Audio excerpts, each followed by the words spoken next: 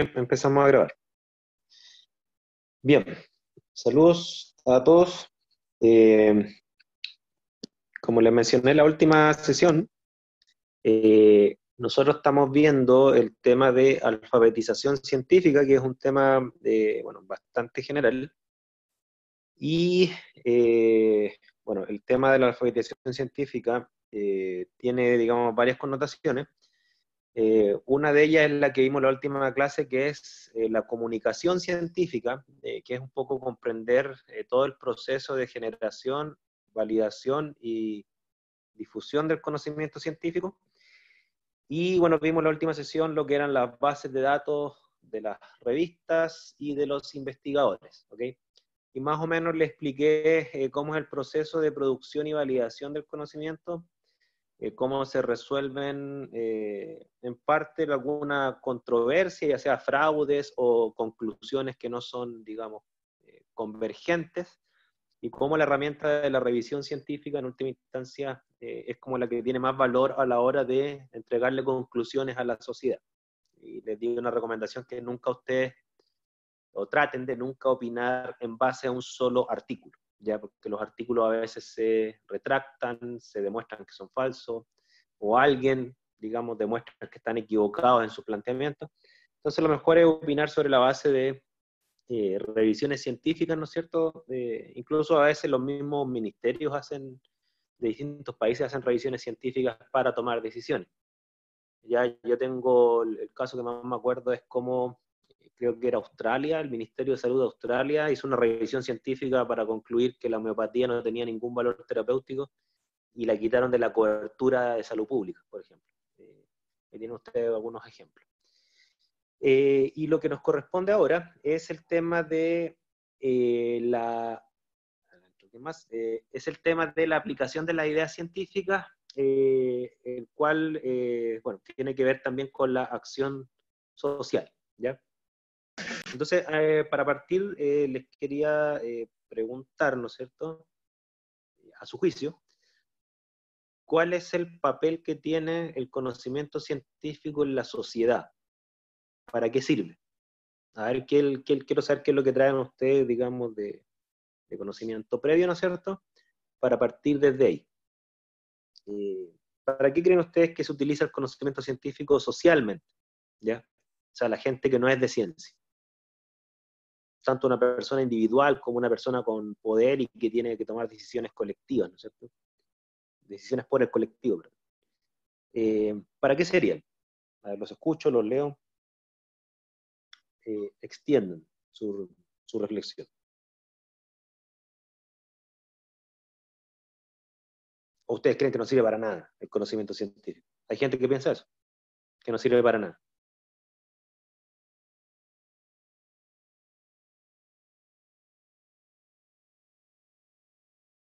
¿Le ven alguna utilidad al conocimiento científico?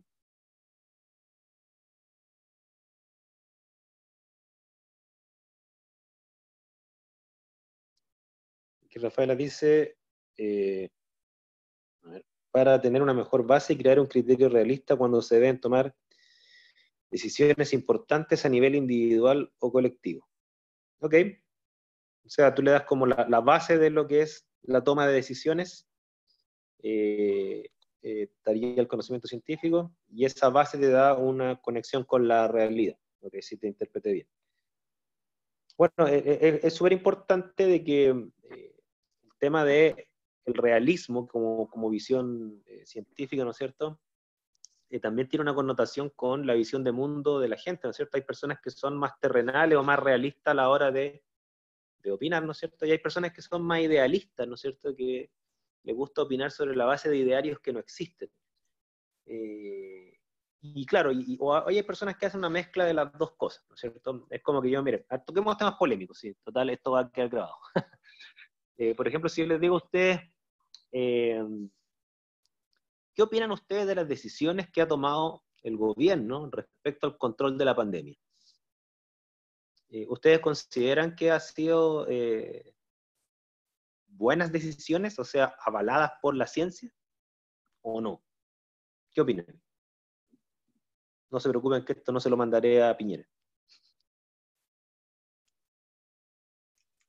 ¿Ustedes consideran que las decisiones del gobierno han sido realistas, idealistas, que no tienen ninguna racionalidad? A lo mejor son solamente por conveniencia, porque hay personas que toman decisiones por conveniencia, no por realismo. ¿Okay? Es lo que le conviene en un lapso de tiempo y no necesariamente es lo mejor. ¿Qué opinan?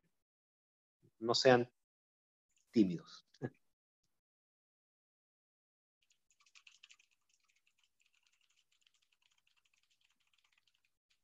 Si guardan silencio, asumo que está todo bien, entonces están a favor del gobierno. Por defecto, entonces yo diré, ahí opinaron al tiro. A ver, aquí dice, es difícil porque igual en la ciencia misma hay un poco de división al respecto. En lo personal no creo que el gobierno esté haciendo lo correcto, no solo aquí en países como en Estados Unidos también. O sea, también estarían mal.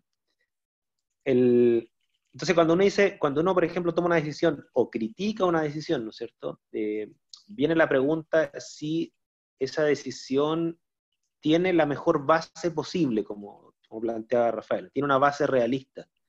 Y esa base realista no me refiero solamente a la filosofía realista, sino que tiene una base arraigada en la mejor comprensión de la realidad. Eh, y ahí obviamente porque por ejemplo, les pongo una postura idealista, ya para que ustedes la piensen. Una postura idealista sería afirmar que lo que debe hacer un gobierno es evitar que o sea, lograr que ninguna persona se contagie. Esa opinión, ¿no es cierto? Que sería, a mi juicio, ustedes pueden criticarme, idealista, no sería realista, porque en base a lo que sabemos de ciencia, la probabilidad de que un país entero no se contagie nadie es bajísimo, si no tiende a cero. ¿Ok? Nicolás dice, en algún sentido las encontré correctas, pero se denota ese fin de proteger la economía más que a la gente. De a poco ha ido cediendo y dándose cuenta que la gente está por encima del dinero. Claro, se fijan, ahí hay un tema de cuando uno toma una decisión, ¿no es cierto? O cuando uno opina respecto a una decisión, tiene que tomar todo el conocimiento, no solamente el conocimiento de un área. ¿Ya? Y claro, aquí lo que plantea Nicolás, hay una tensión, ¿no es cierto?, entre lo que es el control de la enfermedad y la mortandad, ¿no es cierto?, por la enfermedad, versus el control de las fuentes laborales, que también podrían generar muerte, porque si una persona no trabaja, no tiene que comer, ¿no es cierto?, las condiciones de vida se le empeorarían muchísimo en cosa de meses. Y ahí viene un poco el tema de la discusión de las decisiones que está tomando este gobierno u otro gobierno, ¿no es cierto? Han sido realistas, es decir, han estado basados en lo mejor y en la totalidad del conocimiento científico. Obviamente que eso no lo vamos a zanjar nosotros aquí porque tendríamos que analizar los antecedentes, es un trabajo de larga data y por eso hay mesas de trabajo respecto a esto. Y uno podrá tener sus opiniones, ¿no es cierto? Pero lo importante es que esas opiniones, como también las decisiones, tiene que estar basado en el mejor conocimiento disponible. ¿Ya? Y ahí estamos hablando del tema de la toma de decisiones, pero yo le hice una pregunta en donde la toma de decisiones es parte de esto. O sea, yo estoy viendo que ustedes como que agarraron este tema de que para tomar decisiones sirve el conocimiento científico. ¿Ya? Podemos discutir si lo han aplicado bien en el caso chileno o no, pero no es lo importante para el objetivo de aprendizaje de la sesión de hoy. Además de la toma de decisiones, ¿qué otra función le ven? Que entre paréntesis la toma de decisiones en algunos textos le llaman acción racional. ¿Ok? ¿Qué otro uso le ven a al conocimiento científico?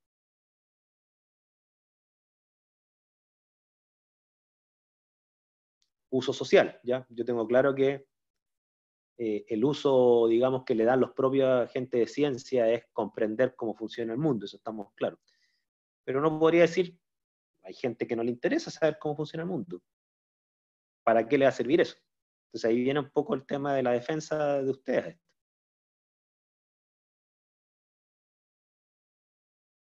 ¿Qué otro uso le ven? Además de tomar decisiones.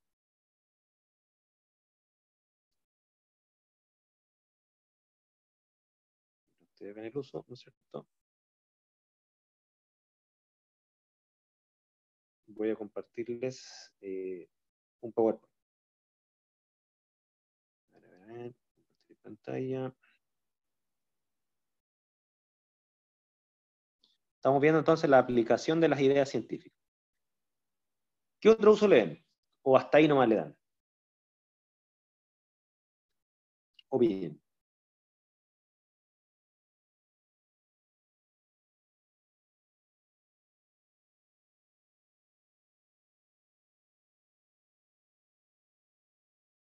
Aquí me ponen en el chat, ¿no es cierto? Para aprender sobre nosotros mismos, sirve para discriminar información. Ya mira, tomemos un poco esto. Respecto a aprender nosotros mismos, ¿no es cierto? Obviamente que yo como científico estoy de acuerdo de que sirve para aprender sobre nosotros mismos. Pero tratando de hacer de abogado del diablo, ¿no es cierto? Uno podría decir, pero socialmente, ¿tiene alguna utilidad saber de nosotros mismos? Una utilidad más allá de la utilidad que tiene cualquier proceso de erudición, ¿no es cierto? De que yo aprendo algo porque me permite conocer más, ¿no es cierto? Pero alguien puede decir, bueno, ¿y qué importa?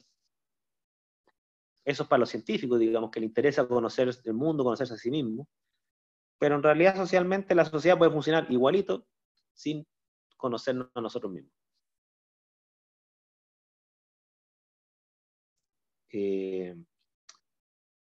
Se habló del tema de discriminar información, ¿no es cierto?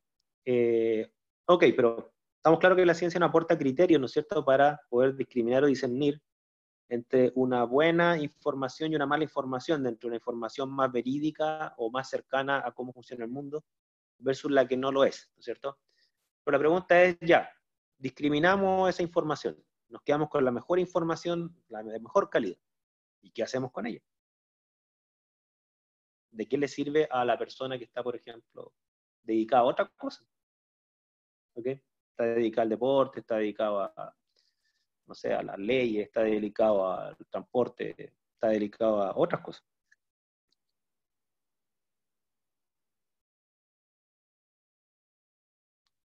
Miren, les voy a mostrar, para que lo comentemos, ya vamos a ir introduciendo el tema de a poco. Lo que se llama la aplicación de la idea científica, y hay un autor, que es Mario Bunge, ¿no es cierto?, que él plantea que estos son los tres usos que tiene el conocimiento científico. ¿Ya? Según él, los usos que tiene las ideas científicas, el conocimiento científico, son para explicar, predecir y actuar. ¿Ok? Eh, Ahora, uno puede decir, pero ¿para qué me sirve explicar? Basado en conocimiento científico. ¿Para qué me sirve predecir? Basado en conocimiento científico y lo mismo. ¿Para qué me sirve actuar? Por ejemplo, tomar decisiones, ¿no es cierto? Es también actuar, ¿no es cierto? ¿Para qué me sirve actuar basado en el conocimiento científico? Dicho de otra forma, ¿nosotros podríamos explicar el mundo no científicamente? ¿O predecir el mundo no basado en el conocimiento científico? ¿O actuar sobre el mundo o opinar no basado en el conocimiento científico? ¿Qué opinan?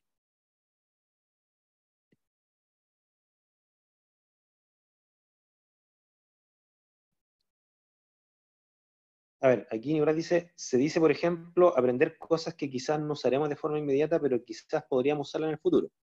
Ok, es cierto que hay cosas que aprendemos ahora que nos podrían servir al futuro, pero aquí yo quiero presionarlo así, ser súper concreto, ¿servirnos para qué? ¿Ok? ¿Para qué? El autor que le acabo de mencionar dice, nos sirven para explicar, predecir y actuar.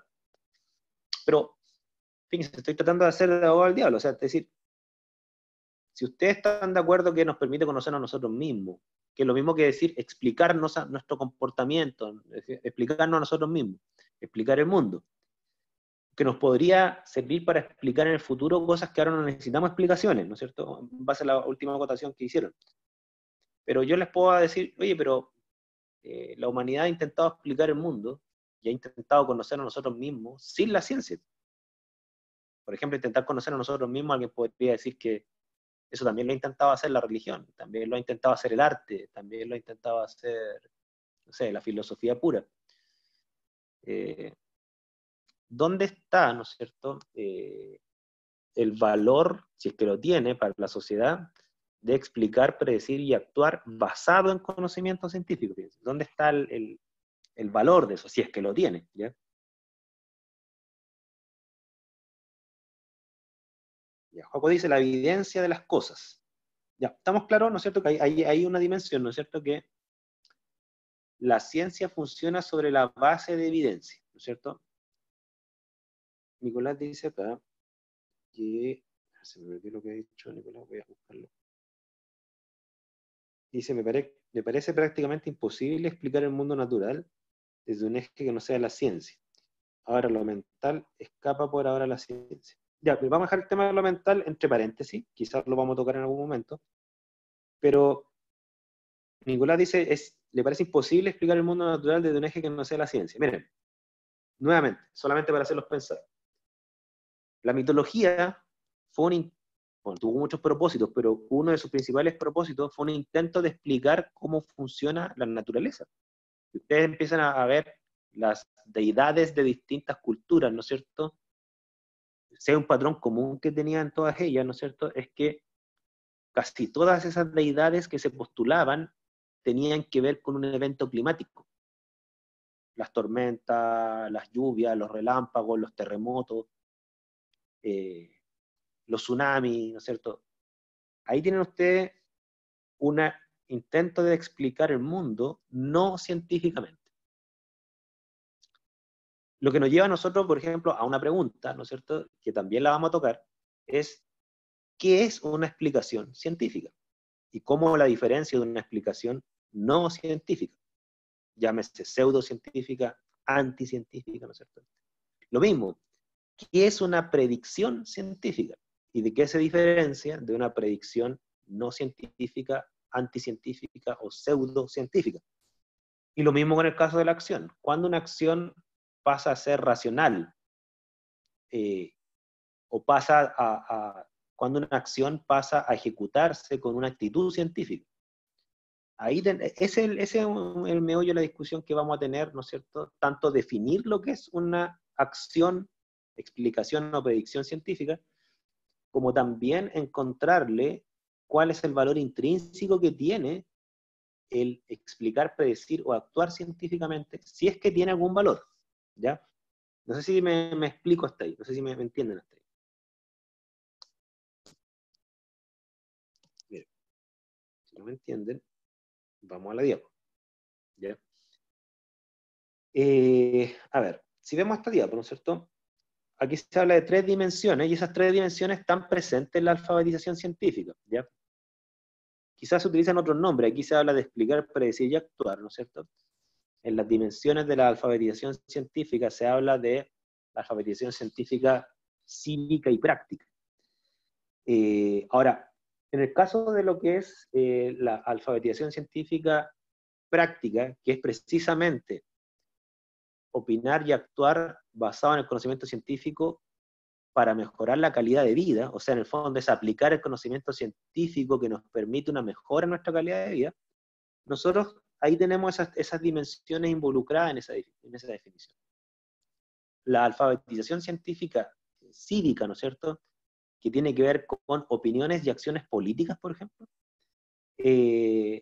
también está considerado de que muchos temas de índole social que se debaten y se discuten y se actúan en el marco de la política, ¿no es cierto?, tienen connotaciones científicas, por ejemplo, la energía, por ejemplo, la salud, por ejemplo, la educación, por ejemplo, la economía. Entonces, tenemos que llegar a una especie de comprensión de cuándo una explicación es científica y lo mismo que una predicción y que una acción. Entonces, ¿no es cierto? De ahí surgen las preguntas que yo le estoy planteando, ¿ya? Miren, hagamos el siguiente juego, para no ser tan expositivo en esto. Nómbrenme, por chat, por audio, como quieran, ¿no es cierto?, algún hecho que a ustedes les interese, del cual sería bueno encontrar una explicación. Nómbreme algo que le haya llamado la atención ahora, en su vida, ¿no es cierto?, a la cual tendríamos que buscarle una explicación. Con cualquier ejemplo vamos a tratar de ver ¿cuándo podemos decir que ese hecho que ustedes quieren buscarle una explicación, precisamente, le podemos construir una explicación científica y cuándo no? ¿Ok? Danse un ejemplo. ¿Qué les gustaría a ustedes explicar? ¿Se escucha? Ahí está. ¿Sí? Ahí está. Estaba pensando, por ejemplo, en la meteorología, en los modelos de predicción del tiempo. Yo me acuerdo cuando era más chico, era Ya. como que si le leyeran el tarot al tiempo, pero ahora son bastante más precisos. O sea, con semanas de anticipación se puede dar cuenta de una lluvia, de distintos fenómenos. Ok. Ya, entonces ahí tú tienes un ejemplo, ¿no es cierto? Y fíjate que el ejemplo del clima, por ejemplo, predecir un fenómeno de lluvia, ¿no es cierto? Un fenómeno natural como la lluvia, existen varias formas de, tanto de explicar ese fenómeno como de predecir ese fenómeno. Y hay varias formas, algunas que son científicas y otras no. Por ejemplo, les pongo un caso. Eh, si yo les dijera a usted cómo explicaban la lluvia nuestros ancestros antes de la física atmosférica, ¿qué era la lluvia? Quizás tenía como una explicación más teológica, o sea, como basada en la religiosidad. Eh, Ujú. Era como una especie de ofrenda o de agradecimiento en respuesta al como que daban las deidades. No sé, por ejemplo, la cosmovisión mapuche como que creían que la naturaleza eran fuerzas que representaban deidades. Exacto. Exacto. Y de hecho, eso que mencionas tú es un patrón común en otras culturas, ¿ya?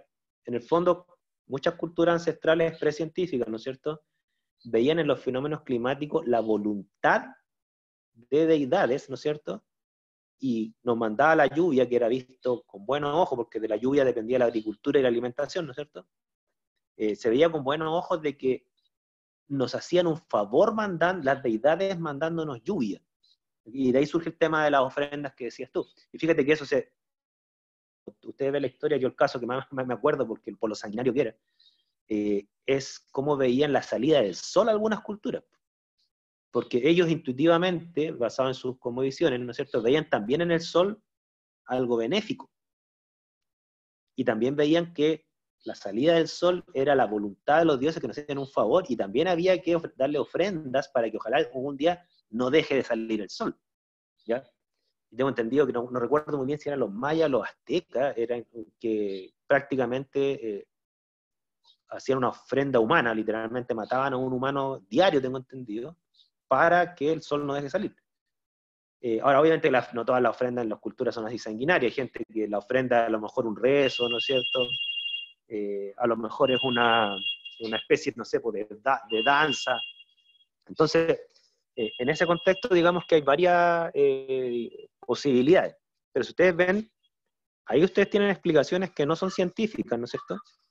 Y esas explicaciones que no son científicas, a nosotros nos permiten establecer cuándo estamos hablando de una explicación científica. Ahora, ¿cómo explicamos nosotros ese mismo fenómeno? ¿Por qué llueve? Fíjense la pregunta que le estoy diciendo. ¿Por qué llueve? Explíquenlo.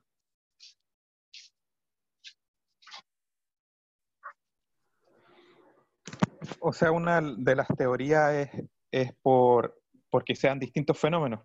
Eh, por ejemplo, aumenta la humedad ambiental y se forman pequeños núcleos higroscópicos que permiten que esa humedad se aglomere y que precipite.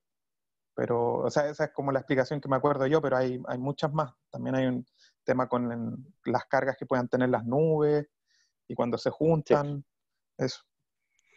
Es más o menos eso, ¿no es cierto? O sea, fíjense que casi todas las afirmaciones que hay de física teórica, o sea, de física atmosférica, perdón, tienen que ver con conceptos que la mayoría de ellos son inobservables. O sea, estamos hablando de la baja presión, la presión no se ve, ¿cierto?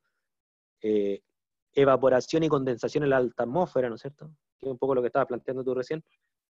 Eh, la nucleación de la gota, ¿no es cierto?, hasta un cierto tamaño en donde la gravedad ya actúa y cae, ¿no es cierto? Y todos esos procesos uno dice también una explicación, pues. Entonces viene la pregunta de decir, ¿cuál es la diferencia entre la explicación religiosa, por así decirlo, de varias culturas, incluida las mapuches, por ejemplo, versus la explicación que nosotros le ponemos la etiqueta científica? O sea, ¿dónde están las similitudes y dónde están las diferencias? Y aquí yo quiero que se lancen a la piscina, ¿ya? En vez de dárselas yo, así como que esto es así. ¿Dónde está la diferencia? Porque fíjense, también hay gente que dice, va a llover, ¿no es cierto? Digamos, llueve. ¿Por qué llueve? Llueve porque amanecí enojado. Y es una explicación también. Entonces, mi ánimo es el que genera la lluvia. Esa es mi explicación. Yo puedo levantar muchas explicaciones y estamos claros que intuitivamente todos le vamos a poner como científico a la de la física atmosférica y a las otras no. Pero la pregunta es ¿por qué? ¿Qué es lo que tiene la explicación científica que hace similar a la explicación religiosa y diferente a la explicación religiosa? O a la explicación media intuitiva que me mandé yo, que poco más que el clima está centrado en mi estado de ánimo, así súper antropocéntrico y egocéntrico. Láncense, den lo mejor de sí. No le teman a nada. Similitudes y diferencias entre la explicación científica atmosférica versus la explicación religiosa o de una cosmovisión ancestral, como la de los mapuches, por ejemplo.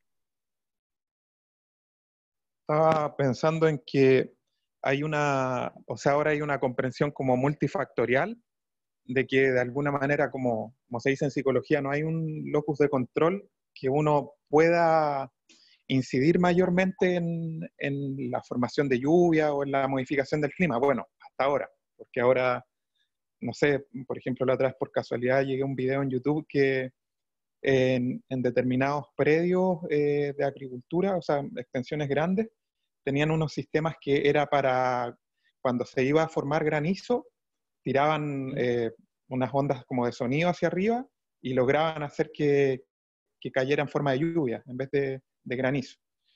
Y eso, o sea, quizás la comprensión ahora, no sé, la cosmovisión antigua era un tema que se atribuía mucho al comportamiento del hombre en la Tierra.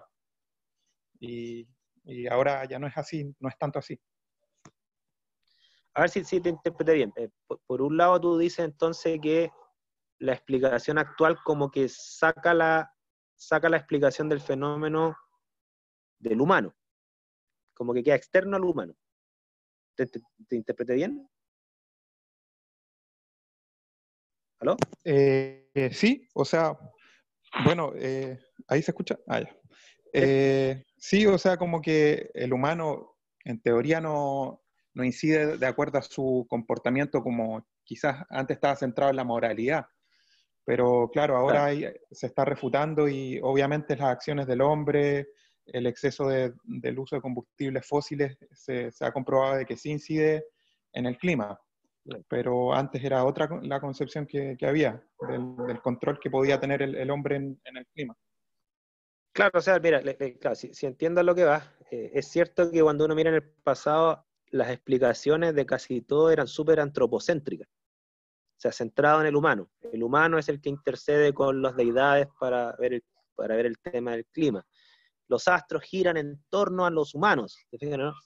El humano fue el único creado por Dios y los otros no. Entonces, ahí es como, había un antropocentrismo, ¿cierto? Y es cierto que quizás la explicación actual, ¿no es cierto?, está más desapegada al humano. Es como que nosotros no podemos intervenir en las leyes de la naturaleza y las leyes de la naturaleza están ahí y ocurre lo que ocurre independiente si nosotros lo queremos o no. Es un punto bien válido. Me he saltado varios chats, perdón.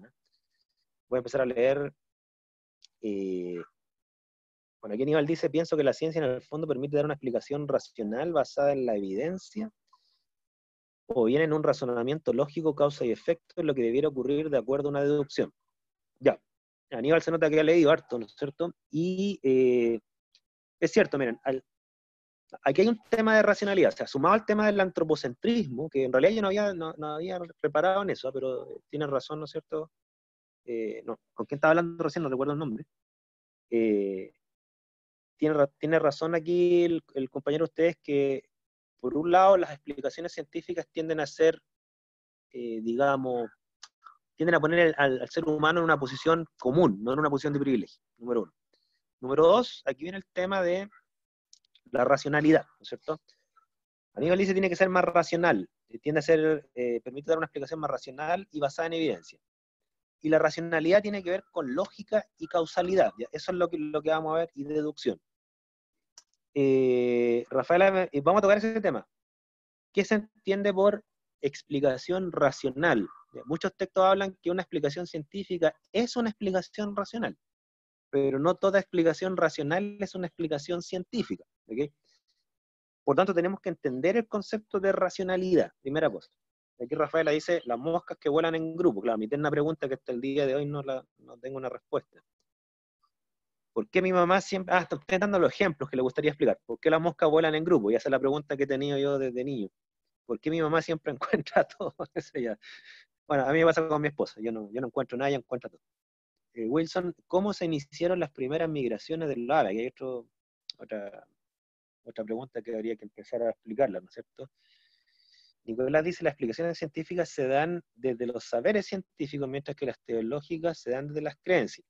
Ya, mira, eso es interesante, integrar todo lo que estamos viendo en las primeras clases, ¿no es cierto? De que nosotros afirmamos que las ciencias no son solo creencias, sino que son saberes, llámese, como dijimos en las primeras clases, ¿no es cierto?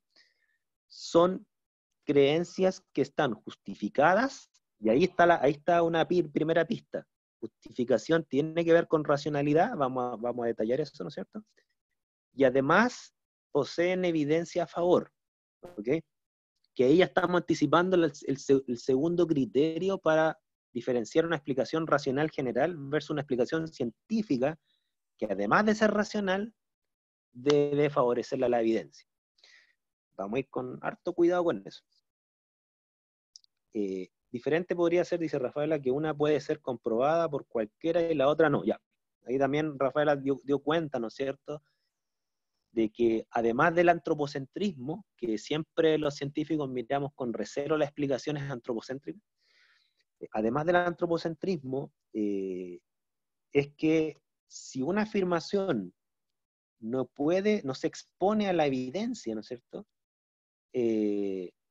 ahí uno ya empieza a dudar de su cientificidad. Y ciertamente que si yo afirmo que existen deidades caprichosas, ¿no es cierto?, que están fuera de este mundo material y por lo tanto no podemos acceder a ellas, ¿no es cierto?, son las que nos mandan los fenómenos naturales, no hay forma de poner a prueba esa afirmación, porque están en otro plano esas deidades, están fuera de nuestro alcance, no hay cómo someter a prueba.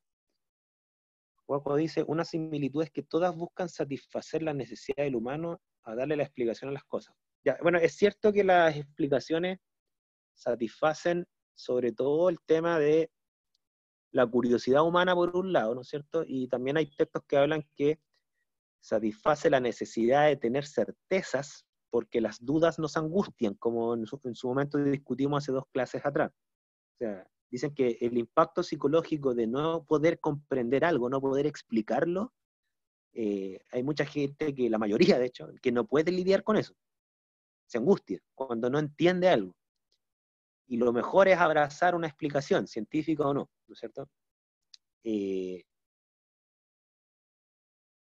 Claro, y la similitud que dice Rafaela respecto a las explicaciones, ¿no es cierto? Tanto la que estamos hablando del clima y las explicaciones más religiosas y las científicas, ¿no es cierto? Es que ambas buscan lo mismo, dar respuesta al fenómeno. ¿Se fijan? Entonces, ya tenemos 3 cosas, fíjense, tenemos 3 dimensiones. Tenemos el fenómeno a explicar, número 1. Tenemos la racionalidad de la explicación, por otro lado, ¿no es cierto? Y tenemos la contrastabilidad, ¿no es cierto? O la exposición a la evidencia, sería una tercera dimensión. Y ya con eso estamos aproximándonos a qué sería una explicación científica.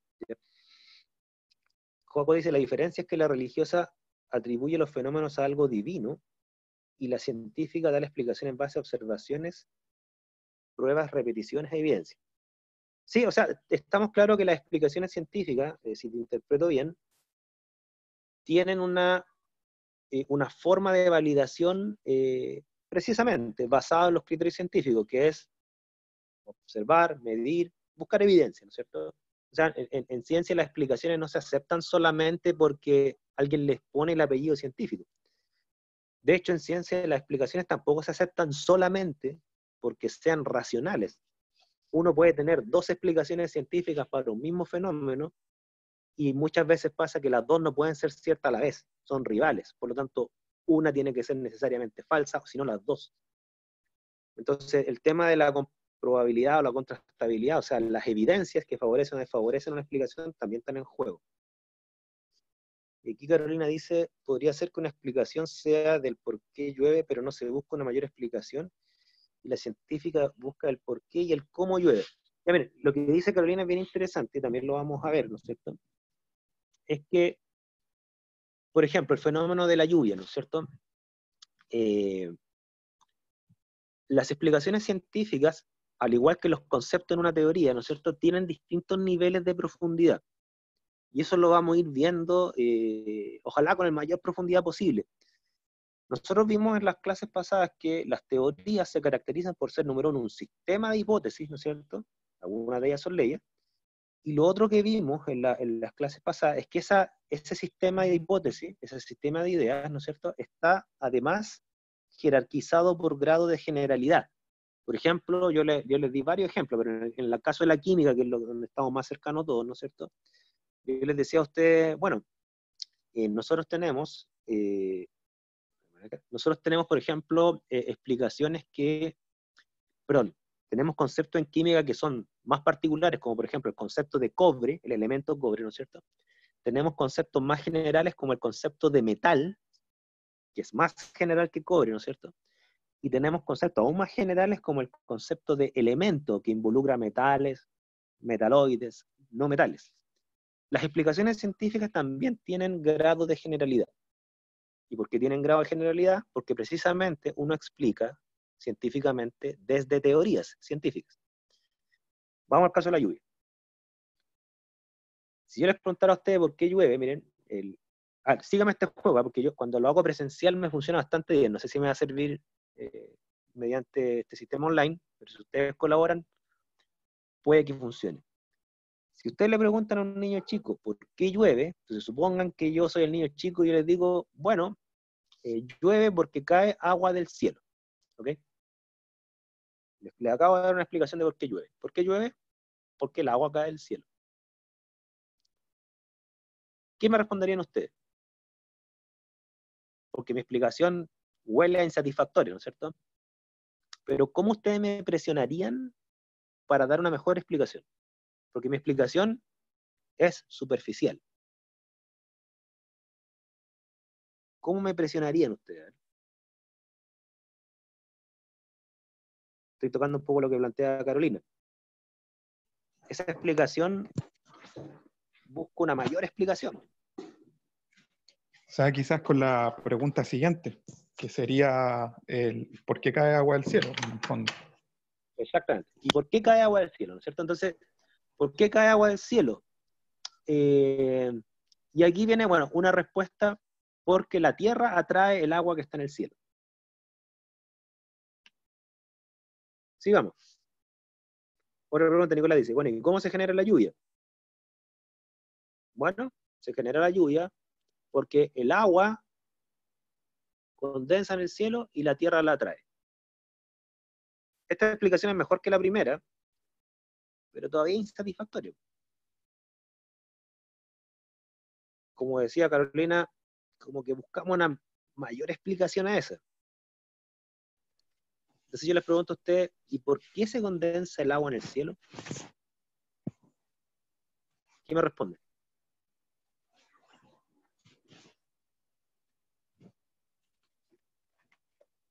Láncense una respuesta. Cuando uno hace una seguidilla de preguntas sobre el mismo fenómeno y sobre las mismas respuestas al fenómeno, ¿no es cierto? Yo le estoy pidiendo una explicación más general, más profunda. ¿Por qué se condensa el agua en el cielo?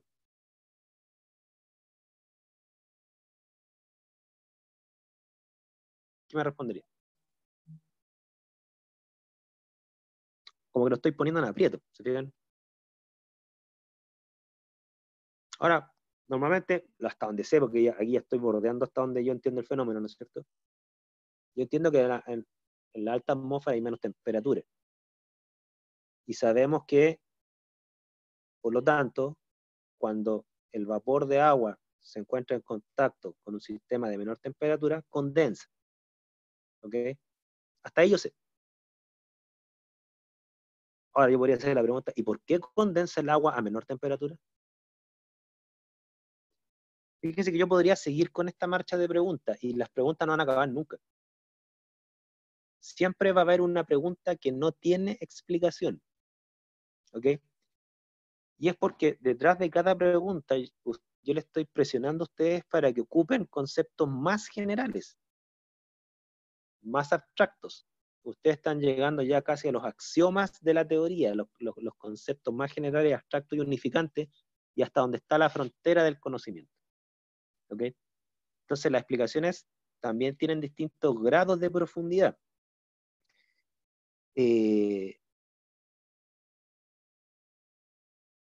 Claro, aquí se me huele a método socrático.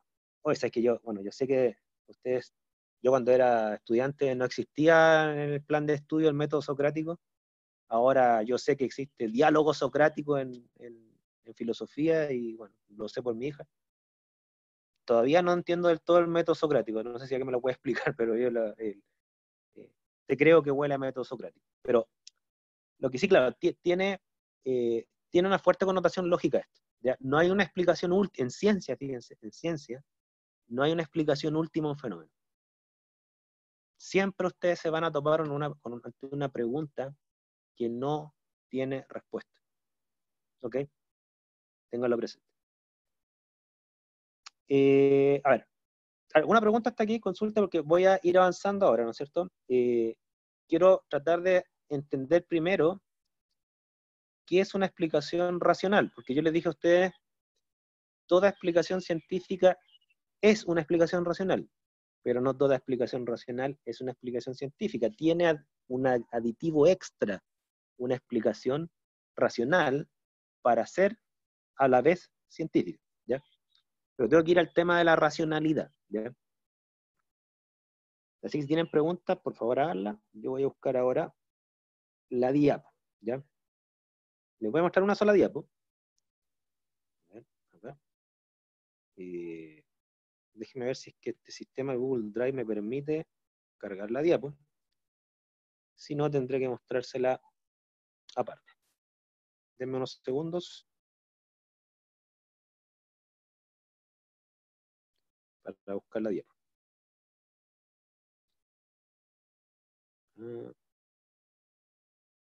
Es que estoy haciendo esta clase por el celular. Me funciona el audio mucho mejor por el celular que por el computador. Entonces,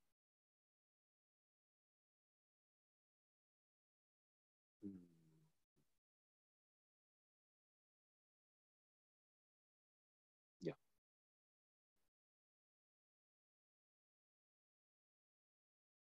acá está.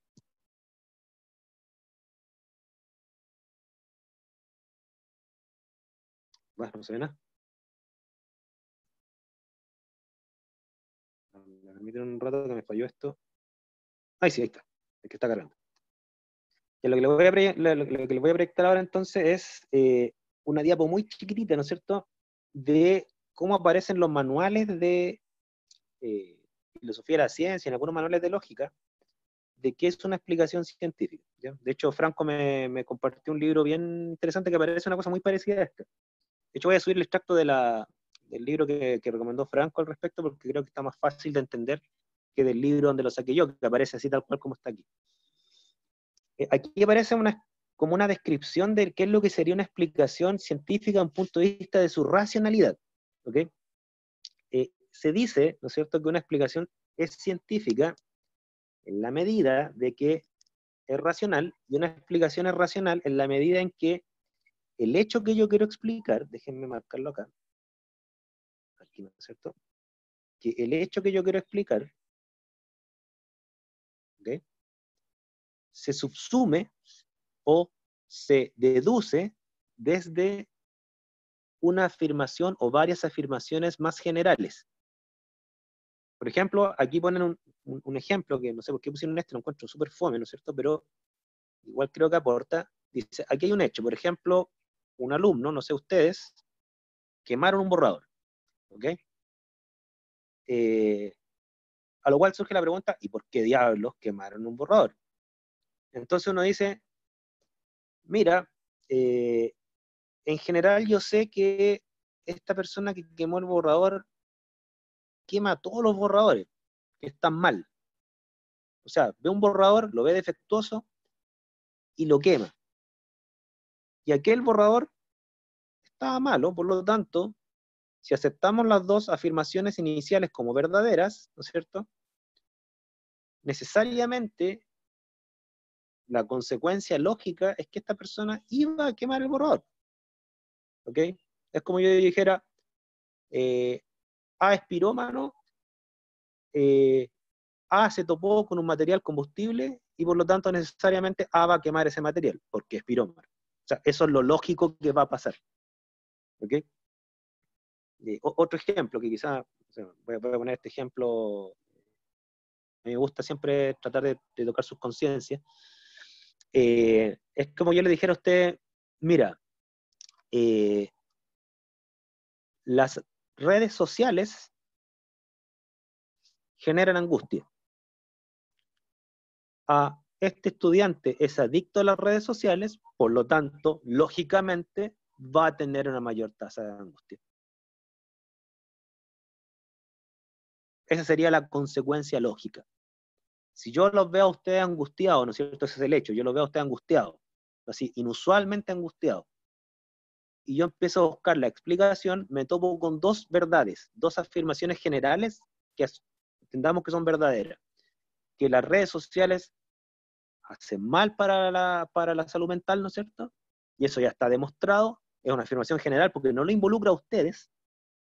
Luego, la circunstancia particular es que a ustedes son adictos a las redes sociales y por lo tanto la consecuencia lógica y por lo tanto la explicación es que esa es la causa de su mayor tasa de angustia.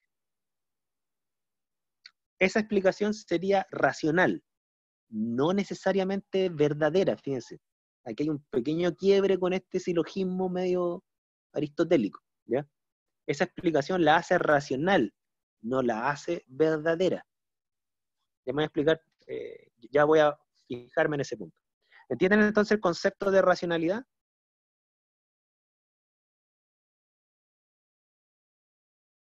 ¿Me siguen el concepto de racionalidad o no me lo siguen? Dudas, consultas hasta aquí. Eso es lo que aparece en los manuales de lógica como P implica Q.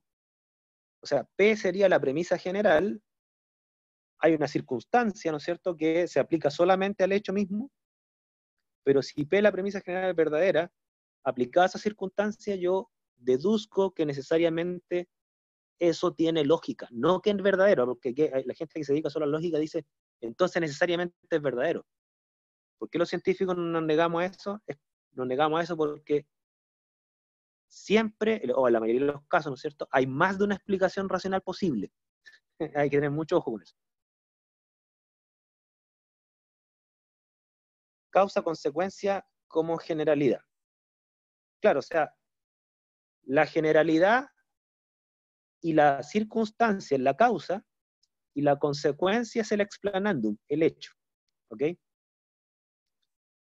Ahora, ¿por qué les digo esto de que los científicos nos negamos a que algo racional es verdadero? Es porque, por ejemplo, si tocamos el caso de la mayor tasa de, ¿cómo se llama usted? De angustia o la mayor tasa de prevalencia de enfermedades mentales, que es un hecho, yo no estoy inventando eso, de hecho forma parte de una actividad que le voy a dar parcial. O sea, está medido que la salud mental desde el año 2010 a la fecha se ha deteriorado muchísimo. Y es un hecho, o sea, está medido esto, que esa salud mental se ha deteriorado muchísimo en las personas menores de 25 años, o sea, ustedes. Ahora, eh, podría ser que exista otra explicación racional para esto, o sea, que no tiene que ver con las redes sociales, o sea, Una cosa es que esté demostrado que las redes sociales efectivamente afectan la salud mental, otra cosa es que esté demostrado que ustedes son adictos a las redes sociales, pero a lo mejor la mayor tasa de angustia, siendo racional esa explicación, es otra la causa que también es racional. A lo mejor les pongo un invento, y esto sí que he inventado. Podría ser que a lo mejor ustedes hacen menos ejercicio. Y también sabemos que hay una relación, sabemos que el ejercicio genera endorfina y por lo tanto mejora el sueño, sabemos que el sueño influye mucho en la salud mental, y dado que ustedes hacen menos ejercicio, ¿no es cierto? Porque a lo mejor tienen más diversión dentro del hogar, ¿no es cierto?, que antes, también una explicación racional para el mismo hecho, ¿no es cierto? Aquí me está haciendo una pregunta, o un chat, ¿no es cierto? De hecho, profe, en lógica matemática la proposición P da igual si es verdadero o falso. Lo que pasa es que, claro, ¿por qué yo pongo énfasis en esto? Porque existen varios manuales que te dicen a ti que si P es verdadero, la consecuencia necesariamente es verdadera. Claro, eso es cierto bajo el concepto de verdad lógica, pero no de verdad factual. ¿Ok? Es decir, la consecuencia es racional y es verdadera de un punto de vista lógico, pero en ciencias naturales o en ciencias factuales, la verdad la da la correspondencia con el mundo.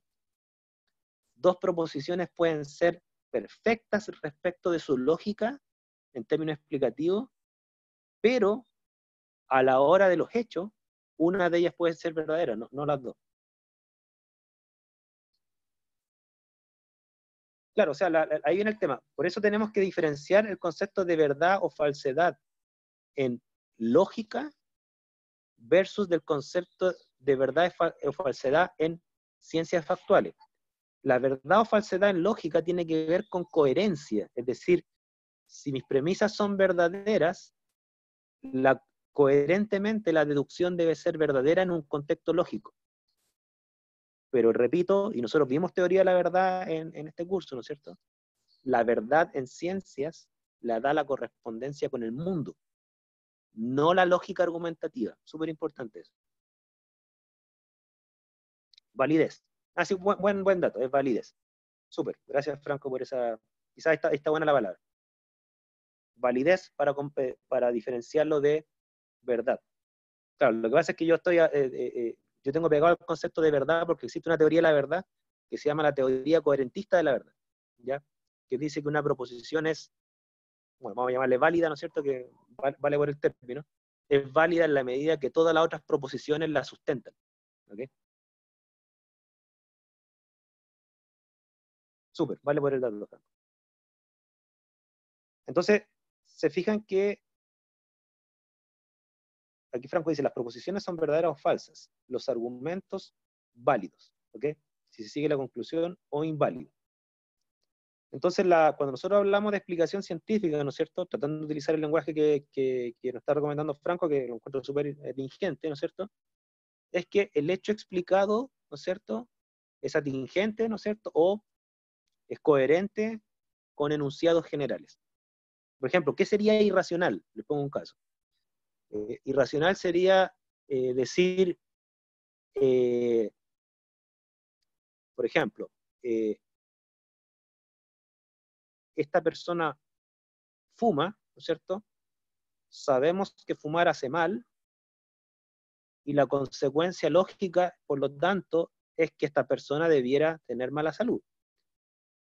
Pero la persona aduce a un criterio extra, decir, pero a mí no me va a pasar. O sea, se niega a la lógica, ¿no es cierto? Dice, no, a mí no me va a pasar. Yo sí voy a tener una buena salud. O sea, yo no puedo explicar la mala salud de una persona por el hecho que fuma y que tiene malos hábitos. No, hay personas que se niegan a la consecuencia lógica. Uno le dice, oye, tú fumas, tú tienes sobrepeso, tú tienes malos hábitos, ¿cuál es la consecuencia lógica? Que te vas a enfermar. Eso es lo racional, ¿no es cierto? Cualquier otra cosa ir en contra de eso es irracional. Ahora, no me cabe duda que nos falta el caso, ¿no es cierto?, de la persona que vivió 100 años, fumó toda su vida y no le pasó nada, ¿ok? Por eso les digo que la coherencia, la racionalidad no garantiza la verdad factual, ¿ya? Pero sí es necesaria, ¿ok? Muchas explicaciones racionales se demuestran también que pueden llegar a ser falsas. Falsas en el sentido de la realidad. Entonces, en muchos manuales de ciencia le dicen a ustedes, y aquí vamos a la diapositiva que viene, ¿no es cierto? Es que, aquí voy a marcar esto que está acá, para que nos guiemos con el discurso, ¿no es cierto? Es que lo que me es dado, el hecho, la realidad, ¿no es cierto? Yo le busco una explicación. ¿Y dónde busco la explicación? En las hipótesis de la ciencia. Las hipótesis que ya están convalidadas, ¿no es cierto? ¿Cómo se llaman las hipótesis convalidadas de la ciencia? Teorías, ¿ok? Entonces hay varias definiciones que dicen, mira, una explicación científica es súper simple. Son todas las explicaciones basadas en las mejores teorías de la ciencia. Esa es una explicación científica. Esa definición que parece súper corta, ¿no es cierto?, detrás encierra de que recuerden que las teorías científicas son racionales, tienen consistencia lógica, ¿no es cierto?, y además se exponen a los hechos, se exponen a la refutación. Entonces, decir que una explicación científica es aquella basada en teoría científica, detrás encierra todo lo que entendemos por teoría científica. ¿Ok? Ahí tienen ustedes el tema de lo que se entiende por explicación científica. Y si uno toma esto, fíjense, aquí le hago como la pregunta, a ver si me siguieron. Si ustedes me entendieron esto, si no me lo entendieran, me dicen y lo tratamos de aclarar, ¿no es cierto? ¿Por qué podemos decir entonces que la explicación ancestral no es científica? ¿Cuál sería la respuesta? No digo que es falsa, digo por qué no es científica.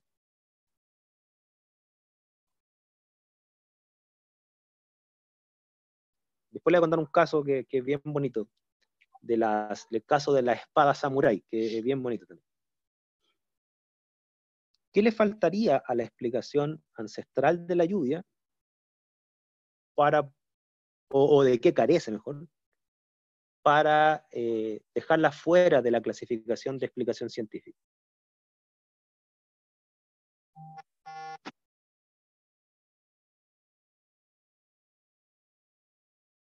¿Qué me dicen?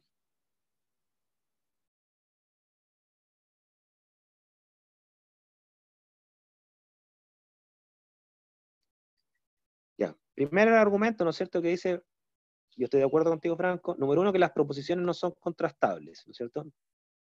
Súper, yo estoy de acuerdo contigo, o sea, si yo afirmo algo que tiene que ver con deidades que está fuera de este mundo, ¿no es cierto?, necesariamente entonces yo no puedo someterla a pruebas con datos del mundo, ¿ok? Entonces se vuelven incontrastables. Súper, ¿ok?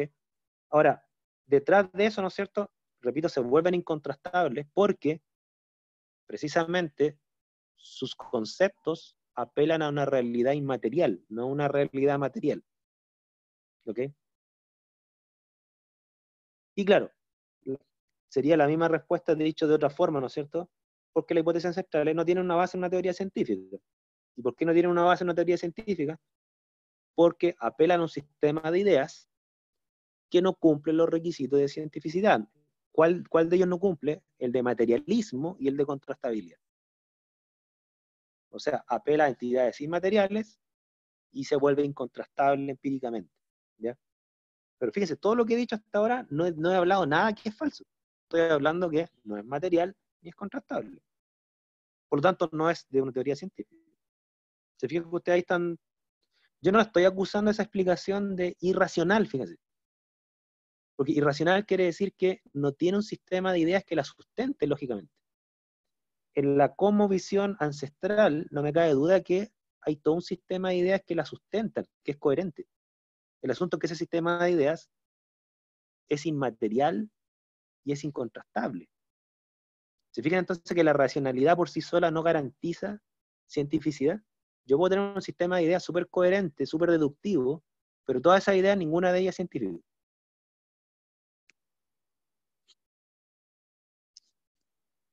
Claro, o sea, eso que dice Franco, que es resistente al análisis, si es que entiendo bien a qué te refieres con resistente al análisis, ¿no es cierto? Una de las gracias que tienen las ideas científicas para construir explicaciones es que dado que son materialistas, dado que se exponen a la refutación, también las explicaciones científicas al exponerse a la refutación, precisamente son las refutaciones las que obligan a mejorar las explicaciones. Entonces, son sometidas al juicio crítico constante por el lado de la evidencia. Son explicaciones abiertas a derribarlas, a cambiarlas, a mejorarlas. Y eso pasa tanto con las explicaciones como con las predicciones. ¿Ok? Recién algunos de ustedes mencionaban el tema de la meteorología, ¿no es cierto? Fíjense que la meteorología formula varias explicaciones, como también muchas predicciones. Y la gracia que tiene la ciencia no es tanto que las explicaciones o las predicciones sean mejores. La gracia que tiene es que como se expone a la refutación, son perfectibles. Voy a tocar un caso súper concreto antes de responder las dudas que me acaban de plantear. Claro, dice Franco se refería a que la comunidad que practica o profesa el conocimiento es menos susceptible al cambio. Es que claro, mira, ahí yo voy a dar una opinión personal porque obviamente el lado religioso no es mi área, pero generalmente lo que se habla es que cuando tú tienes un sistema de ideas que no se expone a la refutación porque no puede, porque sus afirmaciones son inmateriales, ¿no es cierto? Por lo tanto, se terminan aceptando generalmente por argumentos de revelación. O sea, alguien dice haberse comunicado con un plano inmaterial, ¿no es cierto? Y por lo tanto, esa revelación sería la verdad. No se requieren evidencias, porque no se puede someter a prueba. Entonces, la única prueba, entre comillas, sería la revelación. Y claro, bajo ese contexto pasa lo que plantea Franco, ¿no es cierto?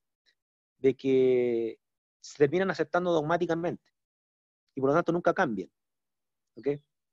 Las mismas explicaciones que habían hace 1000 años atrás son las que hay ahora, ¿no es cierto? Y necesariamente van a mantenerse así, salvo que venga otra revelación. ¿Okay? Entonces se generan sistemas de ideas dogmáticos. Son explicaciones dogmáticas. ¿Ya? Miren, yo les voy a contar un caso. Hay un caso bien bonito descrito me parece que en un libro que se llama, ¿qué es esa cosa llamada ciencia? Creo que se llama. Tocan el caso de la fabricación del acero. Esta aleación, ¿no es cierto?, que ustedes conocen, con la cual se fabrican muchas cosas. Bueno, fíjense que ahí se describe que antiguamente, cuando se fabricaba el mejor acero de la época, que se dice que era el acero japonés con la cual se hacían las espadas samurái, la explicación que había en esa época no era una explicación científica de por qué el acero era tan bueno, era una explicación media esotérica. O sea, se tomaban los elementos de la Tierra, que eran normalmente lo que entendemos en química hoy en día, que eran óxidos de hierro, ¿no es cierto? Se agregaban a un horno, se insuflaba aire con ciertos, digamos, ritos, ¿no es cierto? Y además se agregaba el cadáver de un cordero, ¿ok? Y cuando el acero salía mal, ellos lo endosaban a que la ofrenda no era tan generosa. O el cordero era muy chico, era muy viejo, no sé, vayan a saber, ¿no es cierto? Entonces, ahí encontraban la explicación de cuándo el acero era bueno y cuándo era malo. Era la calidad de la ofrenda. ¿Ok? Bueno, fíjense que pasó el tiempo y surgió la metalurgia como disciplina científica. E intentó encontrar una explicación científica al acero. ¿Ok? Y la metalurgia, si me memoria no me falla, el libro hablaba que los pioneros de la metalurgia científica, ¿no es cierto?, fueron los alemanes. Los alemanes fueron pioneros casi todo, digo. Entonces, los alemanes tenían todas estas teorías científicas basadas en la química, en la física, ¿no es cierto?, respecto al acero, pero los alemanes no podían hacer mejores espadas que los japoneses. O sea, y pasaron siglos y no pasaba nada. Ellos tenían sus explicaciones científicas, pero las explicaciones parece que, por muy científicas que eran, como que no funcionaban a la hora de hacer un buen acero. El asunto está que las teorías metalúrgicas empezaron a mejorar, porque empezó a mejorar la física, empezó a mejorar la química, entonces empezó a mejorar la metalurgia, que es como la unión de esas dos disciplinas, ¿no es cierto? Y cuando empezaron a mejorar las teorías, empezó a mejorar el acero. Empezaron a mejorar la explicación, empezó a mejorar el acero, y llegó un punto en donde el acero quirúrgico alemán sí superó en términos de dureza y resistencia por primera vez a la espada samurái, luego de siglos de evolución del conocimiento científico. O sea, ahí tiene usted una historia de que las explicaciones y las predicciones científicas no son, digamos, no son útiles o valorables porque necesariamente sean mejores que las ancestrales, Su utilidad y valor pasa porque son perfectibles en el tiempo. O sea, si uno hace una proyección en el tiempo, eso es lo que ha pasado históricamente. Hay usted mencionó el tema de la meteorología. La meteorología al principio era un chiste. O sea, no le acertaban a nada en términos de predicción. Pero también ustedes mismos dijeron, pero ha mejorado muchísimo, los modelos se han vuelto mejores, las explicaciones son más completas, las predicciones son más precisas. Cada vez va mejorando. Ahora, yo conozco gente, campesinos, ¿no es cierto?, que predicen el clima mejor que el Weather Channel. Mejor, ¿ya? Ahora, no me cabe duda a mí que es cosa de tiempo, no sé cuánto, 10 años, 20 años, 100 años, en que la meteorología ya va a empezar a superar hasta las predicciones más artesanales que se hacen, que son súper eficientes. ¿Ya? Yo siempre cuento la historia, de hecho lo tengo escrita en mi libro, de cómo en un sector del Olmué, que yo por coincidencia tengo una casa como de campo allá con mi familia, cómo en un sector del Olmué los campesinos predicen la lluvia simplemente mirando un cerro. Y si una nube se posa sobre un cerro particular, llueve. Y yo fui testigo de cuando ellos hacían predicciones de lluvia, ¿no es cierto? Predicción científica que tiene la misma lógica de la explicación científica. Yo fui testigo de cómo ellos hacían predicciones y el Weather Channel decía que no iba a llover, ellos decían que iba a llover y llovía y todo le acertaban ellos y no la física atmosférica en la cual se sustenta las predicciones del tiempo oficial. Entonces ahí tienen ustedes un caso. Yo solo para terminar, ¿no es cierto? Fíjense, yo voy a nombrarle la frase de un profe mío para simplemente conectar la explicación con la predicción. En términos de lógica, ¿no es cierto? Tanto las explicaciones y las predicciones tienen la misma lógica, son procesos deductivos. O sea, desde premisas generales, uno llega a premisas particulares. O sea, explicación y predicción son racionales porque siguen una lógica deductiva, ¿okay? Como una especie de silogismo aristotélico, de lo general a lo particular. Por lo tanto, pareciera que explicación y predicción son lo mismo, ¿ya? Pero un profe a mí me explicó una vez la diferencia entre ambas con una frase súper cortita. Me dijo, mira, nosotros explicamos lo que conocemos o lo que vemos, ¿no es cierto? Y predecimos lo que desconocemos. O sea, en el fondo, la única diferencia entre la explicación y la predicción, si es que vemos esta figura que está acá, ¿no es cierto? Sería que en la explicación, el explanandum, el hecho, nos es dado. El hecho, por ejemplo, el clima, la lluvia, nos es dado. Nosotros sabemos que existe la lluvia. Queremos explicarla. En cambio, en la predicción, ¿no es cierto? Aquí voy a saltarme un poquito de esto. Esto. En la predicción, mientras en la explicación lo que queríamos explicar se llama explanandum, en la predicción lo que queremos predecir se llama proyectandum. Ya ese da lo mismo el idioma. La única diferencia es que el proyectandum, o lo que queremos predecir, no nos es dado. De hecho, no existe. Hipotéticamente va a existir. Entonces ahí está la pequeña diferencia sutil entre explicación y predicción científica. Ambas están basadas en teoría. Por lo tanto, ambas son racionales y ambas se exponen a la refutación con los hechos. Ambas son materialistas en su contenido. La única diferencia es que yo explico los hechos que existen y predigo los hechos que aún no existen. Esa es como la única diferencia. Igual voy a irme con más detalle al tema de lo que es predicción en la próxima clase. Pero no quería cerrar este tema sin establecer la conexión, porque si no, iba a perder la oportunidad. Dudas, consultas, por favor, hasta aquí. ¿Alguna duda, alguna consulta? Todavía no le hemos visto el valor social que tiene esto, ¿eh? Yo espero darle el valor social en parte en la próxima sesión, ¿ya? Pero necesito que tengan una concepción clara de lo que es una explicación y predicción científica. Dudas, consultas. ¿Algo que quieran preguntar, algo que quieran agregar?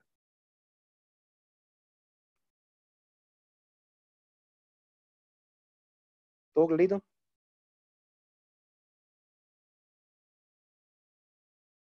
Conforme, excelente. Ya, yo de esta parte sí les voy a subir unos textos muy cortos, ¿ya? Voy a tomar un texto que recomendó Franco, que lo estuve hojeando antes de la clase y reconozco que está mucho más comprensible que los textos que los cuales me baso yo. Así que voy a subir de esos dos mundos, del texto de lógica de Franco y el texto de la aplicación de la idea científica de Mario Bunge. Ahí ustedes vean cuál les acomoda más. Los dos plantean cosas similares, pero con estilos diferentes. ¿Ya? Con estilos diferentes. Pero ambos tocan ejemplos científicos, por eso me gustaron ambos libros. Ninguno de los dos se queda solamente en la parte lógica, se quedan también en ejemplos. De hecho, la figura que está anterior, ustedes también de ahí, es la explicación de las leyes de Galileo. O sea, Bunge dice, uno no solo explica hechos, también explica ideas. Ya voy a tocar ese punto en la próxima sesión. ¿Ya? Quedamos hasta aquí.